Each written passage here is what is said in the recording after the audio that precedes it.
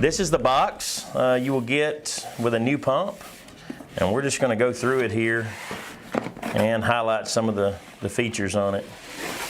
These pumps are made over in Israel by the manufacturer is Eitan Medical, and that is a great group to work with. So inside the box, you've got the pump itself, a cradle for securing the device, and a charging cord. Like Mark stated earlier, the pump itself, on the face of the pump, there's only two buttons. If you look at it, there's a stop button which stops an infusion immediately, and then the on-off button which powers the device on and off. There are three indicator lights over on the left-hand side. The top light is just an alarm. Anytime there's an alarm during an infusion, you will hear an audible alarm from the speaker, and then this light will flash red. The next light is just a charge indicator that it indicates when the unit is charging. And then the bottom light is just a run. It will flash green during an infusion. One of the things I would like to highlight first, so there's a little gray arrow here, and there is a red dot on the charging cord. This is actually, it's got a lock on the hub of this. We do a lot of service on the Sapphire pumps. One of the things that we do see from time to time is damage inside this port. And I mean, I'm in EMS, I get it, we're rough on things, but this is made so that it locks into the charging hub so that it doesn't just fall out when it's upright. So Mark, if you would, I don't know if you're familiar with this, just disengage that. So you just grasp it up high and pull it out. If you get to yanking on the cord, it can cause damage to the ribbon inside of this port. The pump itself, it's a touch screen. The screen is a pressure sensitive. It's not a heat sensitive screen, so it's not like our cell phones where it's feeling the heat from our fingers. It's actually a pressure screen. I don't have any. Man, how awesome is that in the EMS field too, when you're operating these things in the rain and with gloves on, and then the humidity with even if you've got bloods or gosh, in the COVID days, hand sanitizer. That's right. Things like that really makes for great operation. So I don't have any water in here for a demonstration. You can literally cover the face of this with water just to demonstrate how easy it is to still operate even when the screen is wet. They do have proprietary drip sets like most pumps. It's just a cartridge that snaps into the side here. And then this door. A lot of folks ask me, hey, what if that door gets knocked off during an infusion? Is my medication going to stop?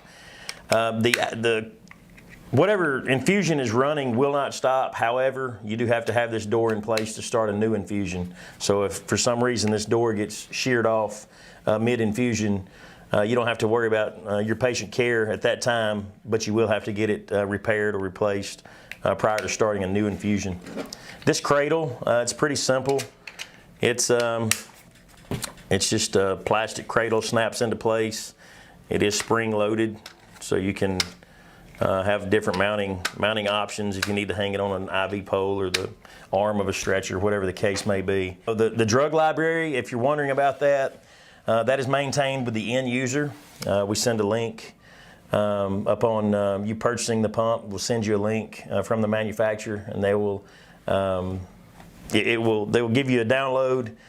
One thing to note on the drug library, it is not compatible with Mac iOS, so it has to be a Windows-based computer.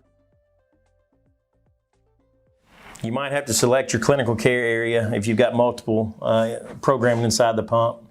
Then you just hit New Infusion. And if you have a drug library stored on this pump, the number in the upper right-hand corner, that's how many medications you have within your drug library.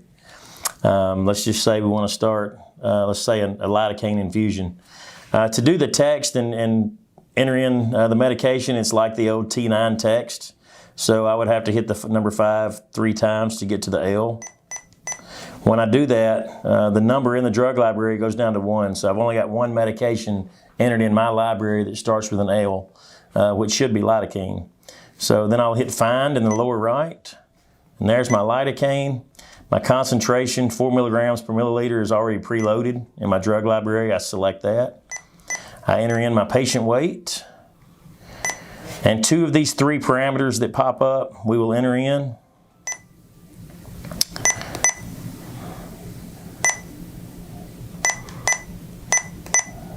And it calculates the 3rd one. After that, you just hit OK, and there's a couple of confirmation screens that you will go through. At this time, you would have already had your tubing primed. And just insert the cartridge in the bottom first, then it just clips in to the metal tab at the top. Close your door, and you're ready to begin infusing. In the pump, if you need a low, medium, and high level of authorization, that's available. But it's, you get your drug library built out, you upload it to the pumps, and basically you go to work. Yeah, so we kind of hit on the specs there a little bit, but let's talk about some of the stuff that's real to our end user, right? So to the EMS medic that's going to be out there on the street that's going to be using that. Why is this going to be such a great tool for them? And I'll tell you a couple of reasons. One, we've already hit on the fact that it's pretty much all weather. I mean, right? It's splash resistant, right? We've got that pressure sensitive screen. But I mean, what about the fact that it's got a flow rate from like 0.1 milliliters to per hour 999. to 999? Right. I mean, where else are you going to find that kind of range? As far as the storage temperature, operating temperature, we get that question from time to time. The operating temp is from 41 to 104 degrees Fahrenheit, and storage is from negative 41 to 158 degrees Fahrenheit. So there's a pretty good range there depending on where you're at in the country, as far as operation and storing the pump. You're going to take that thing out, turn it right on, it's going to work just like it's been stored in your storage room for a week or so. So that's a pretty great option for that as well. Plus the fact it's portability. I mean, come on. What else are you going to carry around in your cargo pants? Scrub pants, cargo pocket. It's awesome, man. One thing that I did not mention earlier, talking about the specs, that is huge, especially in the EMS field, and that is battery life. This guy's got a very robust battery life. It is 24 hours infusing at 125 cc's an hour.